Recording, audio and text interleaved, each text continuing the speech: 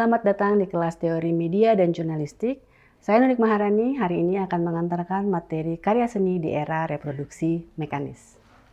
Nah, ketika kita bicara tentang mechanical reproduction atau reproduksi mekanis, kita nggak akan pernah bisa melewatkan bapak yang satu ini, Walter Benjamin. Walter Benjamin ini adalah bagian dari aliran filosofis Frankfurt atau Frankfurt School yang dia berkorespondensi dengan sangat intensif dan juga ekstensif dengan Adorno. Tapi meski demikian, Adorno dan Benjamin ini seringkali juga tidak terlalu sejalan ya gitu. Jadi mereka sering berdebat. Tapi untuk kalangan intelektual, perdebatan itu adalah hal yang justru baik ya, karena bisa mendorong mereka untuk semakin kritis dan juga produktif begitu ya. Nah, karya yang paling influensial atau paling penting dari Walter Benjamin adalah papernya yang berjudul The Work of Art in the Age of Mechanical Reproduction. Paper ini memang sudah sangat tua ya, dipublikasikan pertama kali pada tahun 1936. Nah, dalam papernya ini Walter Benjamin mencoba memeriksa bagaimana teknologi reproduksi mekanis membawa perubahan pada karya seni dan mode persepsi manusia dalam cara memandang dunia. Sama mungkin seperti apa yang kita rasakan saat ini setelah kita hidup dalam era digital. Ya, dan ini mirip dengan apa yang diamati oleh Walter Benjamin pada tahun 1936. Nah, ketika kita bicara tentang reproduksi mekanis, ada beberapa isu kunci ya yang menjadi perhatian, yaitu apa itu reproduksi mekanis, kemudian konsep aura dan authenticity, apa itu aura dan authenticity, juga kemudian konsep tradisi dan ritual, cult value dan juga exhibitionist value, dan juga fungsi artistik seni. Nah, menurut Benjamin, in principle atau pada prinsipnya, semua karya seni itu sebetulnya bisa direproduksi. Contohnya misalnya adalah yang paling sederhana gitu ya, ketika kita menggunakan alat cap ya, gitu untuk mereproduksi lukisan gitu ya yang sederhana. Atau kemudian ketika sudah ada mesin litografi, beranjak pada fotografi, begitu ya, film gitu ya. Sebetulnya apa yang kita lakukan melalui alat-alat tersebut adalah kita secara mekanis melakukan proses reproduksi terhadap karya seni. Even the most perfect reproduction of a work of art is lacking in one element, katanya. Its presence in time and space, its unique existence at the place where it happens to be. Nah, ini adalah sebuah statement yang penting nih dalam papernya Benjamin. Nanti kita akan periksa kenapa ini menjadi statement yang penting. Dan everything is reproducible, di mana segalanya itu sebetulnya bisa direproduksi kecuali aura si original. Setiap karya seni yang original, yang asli itu punya aura, kata Benjamin. Dan aura itu tidak akan mungkin bisa direproduksi, mau pakai alat secanggih apapun, tidak akan kita bisa mereproduksi aura otentik dari karya original. Its unique existence in space and time. Nah, ketika kita bicara tentang isu reproduksi, apa itu manual atau mekanis, begitu ya, ada beberapa hal juga yang menjadi perhatian. Utamanya sih banyak orang concern ya dengan isu forgery atau pemalsuan, gitu ya, karena rentan kemudian kita bisa memperdebatkan gitu ya, mana yang asli, mana yang palsu. Sekarang isu asli dan palsu itu bahkan sudah sampai ke hal yang lebih detail lagi gitu, yang lebih sulit lagi untuk dibuktikan biasanya ya, terkait dengan hak cipta, terutama untuk karya seni yang beredar di media sosial. Reproduksi mekanis juga tidak selalu harus bergantung pada karya asli untuk kita membuat reproduksi. Kita bisa melakukan reproduksi melalui karya reproduksi juga, gitu ya, tidak harus merujuk pada karya asli. Dan sebetulnya kenapa reproduksi mekanis ini terjadi? Karena ada banyak orang yang ingin mengakses karya seni, tapi dia tidak punya jalannya, tidak punya jalurnya, sehingga kemudian dibuatlah reproduksi gitu ya, untuk memudahkan banyak orang mengakses, tanda kutip, mengakses karya seni. Seperti apa sih akses karya seni itu? Bagaimana kita mengakses karya seni itu? Gitu ya, itu nanti akan kita diskusikan berikutnya. Dalam konteks mechanical reproduction, mungkin kemarin teman-teman ada yang nonton konsernya Coldplay, begitu ya. Teman-teman kalau nonton konser Coldplay di tempat, di lokasi, dengan nonton konser Coldplay yang misalnya direkam sama teman Anda yang nonton di sana, begitu. Tentu pengalamannya akan berbeda. Atau misalnya Anda datang ke konser yang lain, gitu ya. Anda merasakan nonton konser di tempatnya, kemudian Anda rekam, pulang sampai di rumah, Anda tonton rekamannya. Apakah sama? Kemudian suasananya, gitu ya, situasinya, kemudian situasi psikologisnya, gitu ya, emosinya, gitu. Apakah sama? Nah, inilah yang kemudian disebut sebagai aura, ya. Bagaimanapun juga rekaman video atas konser tersebut itu adalah reproduksi mekanis atas karya seni yang ditampilkan secara live di panggung musik. Yang ada di panggung musiknya itu yang tampil secara langsung itu adalah karya original yang dia punya auranya. Yang kalau Anda nonton Anda bisa ikut sing along gitu ya. Bahkan kemudian Anda sampai habis suaranya, sampai ada yang harus loncat-loncat begitu ya. Tapi ketika Anda rekam, pulang sampai di rumah Anda tonton, tentu mungkin emosinya tidak sama gitu ya, suasananya tidak lagi sama seperti yang original. Meskipun begitu ya, kenapa kita merekam? Karena kita punya tujuannya ingin mengingat, ada ritual lain yang ingin kita penuhi gitu ya, bahwa kita punya ritual ingin memori ya yang kita ingin dapatkan melalui rekaman atau reproduksi mekanis atas konser yang kita tonton. Nah, itulah yang disebut sebagai seni auratik atau aura, yaitu perasaan, situasi, emosi yang kita rasakan pada saat kita melihat konser secara langsung, melihat lukisan asli Mona Lisa di Louvre secara langsung, atau ketika kita melihatnya melalui foto, melalui video, gitu ya, itu tentu akan berbeda. Jadi dalam seni karya yang asli ada yang namanya aura, di mana aura itu bicara tentang konteks here and now, the presence, keberadaan kita, gitu, berada, gitu ya. Nah, dan yang kemudian ada konsep yang namanya authenticity, ya, apa yang otentik karena dia unik, dan itulah yang disebut sebagai karya asli yang original.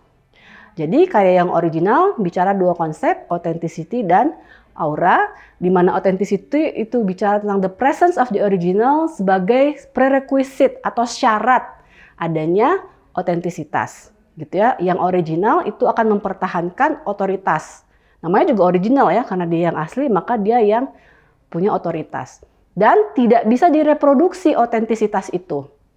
Karyanya bisa direproduksi, tapi autentisitasnya tidak bisa direproduksi. Yang kedua adalah konsep aura. Aura adalah unique phenomenon of distance, situasi di mana kita berada, kedekatan kita dalam mengakses karya seni tersebut.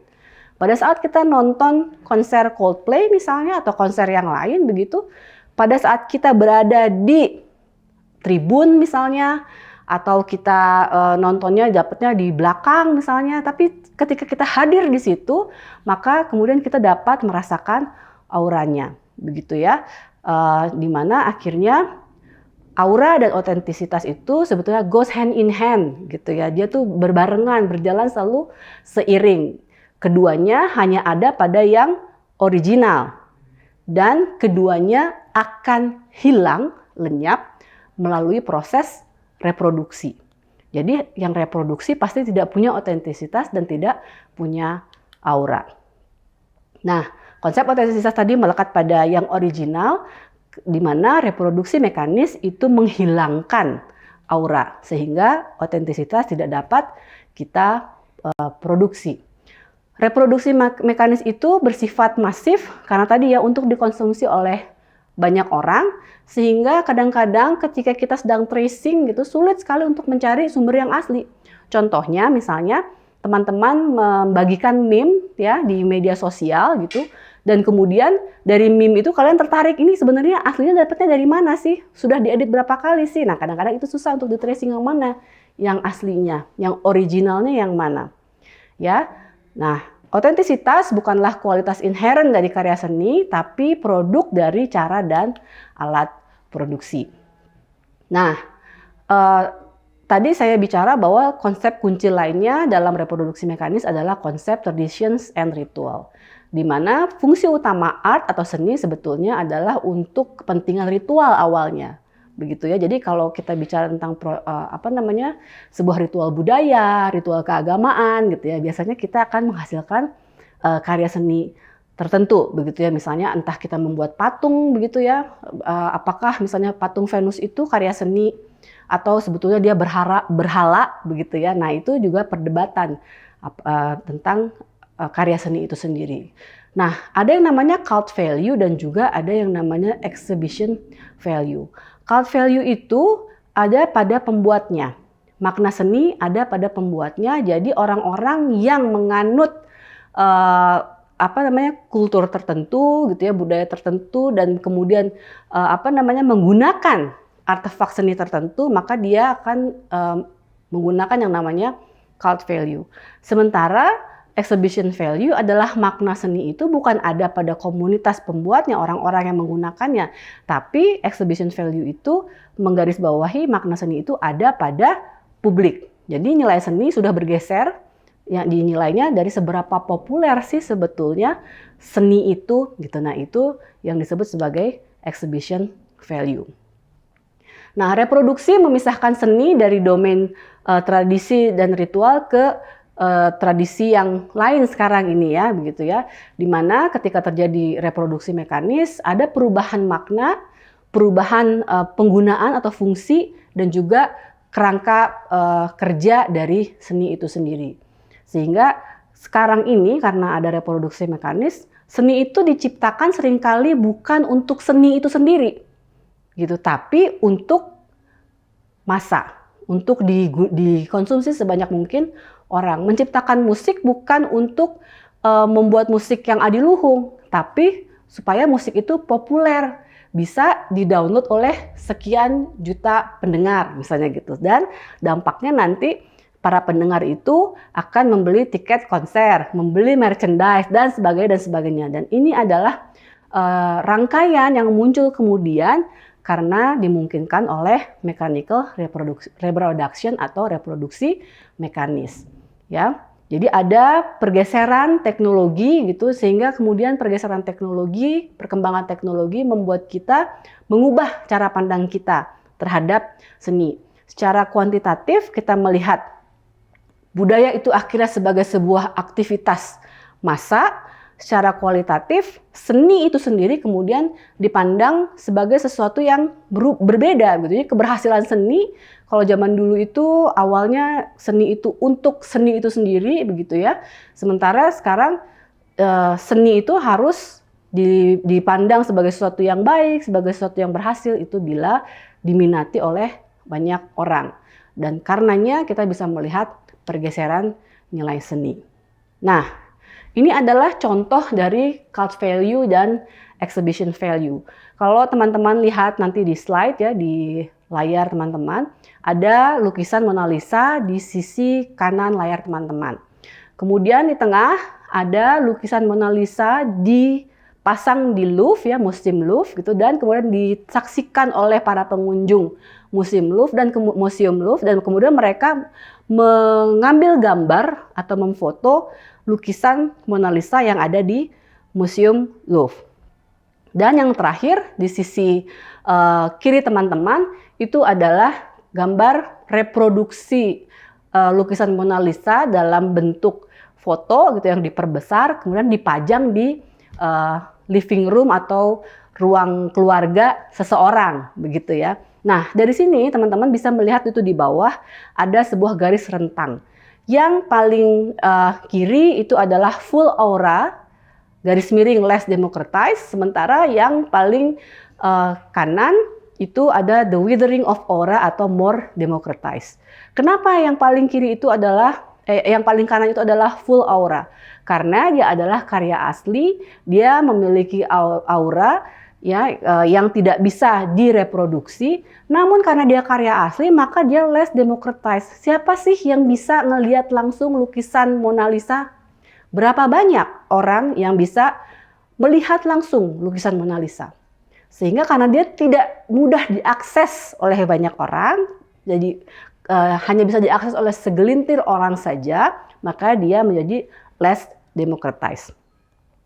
Semakin ke sisi kanan teman-teman itu yang the withering of aura, atau auranya katanya lama-lama layu bahkan hilang, begitu, itu ketika sudah sampai di sisi yang paling kanan di layar teman-teman, begitu ya, itu si lukisan Mona Lisa bukan lagi difoto, tapi dia kemudian sudah dicetak ulang dan bisa dipasang di rumah semua orang. Misalnya kalau Anda tertarik, misalnya ada 10 orang di antara Anda tertarik, Anda bisa pasang lukisan Mona Lisa itu. Dan karena kemudian dia bisa diakses oleh semua orang, nih si reproduksinya, foto reproduksinya, maka dia menjadi more democratized. Tapi karena dia more democratized, tentu saja dia adalah hasil reproduksi mekanis, dia tidak lagi memiliki aura atau withering of aura, begitu ya. Nah, teknologi reproduksi itu diciptakan memang untuk mempercepat ya proses penyebaran karya seni supaya dia bisa diterima oleh masyarakat secara masif. Dan karena ada teknologi reproduksi, bisa diproduksi secara massal, dan massa tidak lagi secara individu ya menikmati karya seninya, tapi bisa dinikmati secara publik. Dan karenanya terjadi kekaburan batasan antara siapa author dan siapa publik, gitu ya. Nah, mechanical reproduction atau reproduksi mekanis itu memerdekakan karya seni dari ritual, ya, sehingga karya seni itu bisa diakses oleh banyak orang melalui proses reproduksi.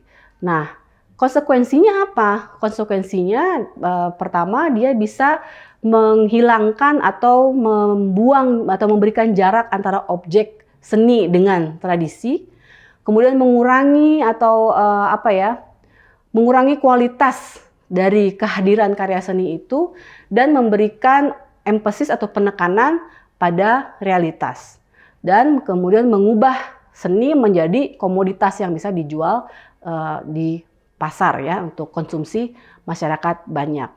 Konsekuensi positifnya apa? Masa hanya konsekuensi negatif? Tentu saja dari reproduksi mekanis ada konsekuensi positif, di mana melalui konsekuensi positif itu kita bisa menggunakan teknologi reproduksi ini untuk kepentingan-kepentingan yang politis, gitu ya, memperjuangkan aspirasi kita. Salah satunya misalnya teman-teman yang biasa kita lihat itu kalau ada mural-mural ya teman-teman ya, yang bukan hanya untuk keindahan gitu ya, tapi biasanya melalui mural-mural itu kita bisa mengekspresikan aspirasi kita. Makanya zaman perjuangan dulu seringkali ya di tembok-tembok gitu ya ditulislah merdeka gitu ya. Pada masa itu merdeka betul-betul dimaksudkan memberikan pesan kepada para pejuang kemerdekaan itu untuk semakin bersemangat memperjuangkan kemerdekaan Indonesia. Kalau sekarang mungkin ininya berbeda ya, konteksnya berbeda, nanti kita bisa lihat contohnya. Nah, konsekuensi lainnya kemudian bisa memberikan spektrum yang lain atau perspektif yang lain dari cara kita memandang teknologi, memandang karya seni dan relasinya dengan konsumsi publik. Kehadiran teknologi fotografi dan film juga sebetulnya memberikan contoh ya bagaimana kita bisa melakukan reproduksi atas kenyataan, reproduksi atas karya seni. Ya, bagaimana kemudian fotografi menggeser cult value ke exhibition value. Nah, juga film mengalami hal yang sama ya, bisa kemudian membuat kita seolah-olah merasakan apa yang kalau kita merekod atau merekam konser misalnya begitu ya, kita seolah-olah kita bisa merasakan sedang ada di hall musik tersebut, masih menikmati konser misalnya begitu. Tapi tentu saja tadi ya auranya sudah menghilang gitu. Dan kemudian audiens nih, kalau kita nonton film, audiens atau halayak penonton itu menjadi ahlinya gitu. Jadi apa-apa sering kita beri komentar ya, karena film itu biasanya dia hanya fokus pada aspek tertentu saja dari sebuah kenyataan atau dari sebuah karya seni. Nah, bagaimana kemudian seni itu berubah di era mechanical reproduction atau reproduksi mekanis? Ya, yang tadinya otentik dia bisa berubah menjadi reproducible atau bisa direproduksi. Kemudian yang tadinya unik kemudian menjadi dikonsumsi massa. Yang tadinya sangat berjarak, tidak mudah diakses, sekarang mudah untuk diakses, bahkan bisa kita manipulasi. Contohnya nanti yang kita lihat bagaimana lukisan Mona Lisa yang adiluhung itu kemudian direproduksi dalam bentuk foto dan kemudian fotonya bisa kita manipulasi gitu ya, seperti yang dilakukan oleh Marcel Duchamp ini. Kalau teman-teman lihat di slide yang LHOOQ begitu ya, itu adalah coret-coretnya Marcel Duchamp gitu waktu dia lagi duduk-duduk di kafe gitu ya, bagaimana kartu pos bergambar reproduksi lukisan Mona Lisa kemudian menjadi karya seni yang baru akhirnya begitu ya. Dan ini sebetulnya cikal bakal dari budaya meme yang sering kita bagikan sekarang ya. Nah, contoh yang paling penting ya, mungkin kita sekarang juga bisa lihat gitu, bagaimana relasi antara seni dan politik itu sangat dekat, di mana isu-isu politik, kepentingan politik itu bisa dibuat estetis gitu ya, yang akhirnya menarik perhatian sebanyak mungkin orang untuk menyampaikan pesan-pesan propaganda. Contohnya adalah pesan-pesan yang disampaikan oleh Hitler pada saat Perang Dunia Pertama gitu ya.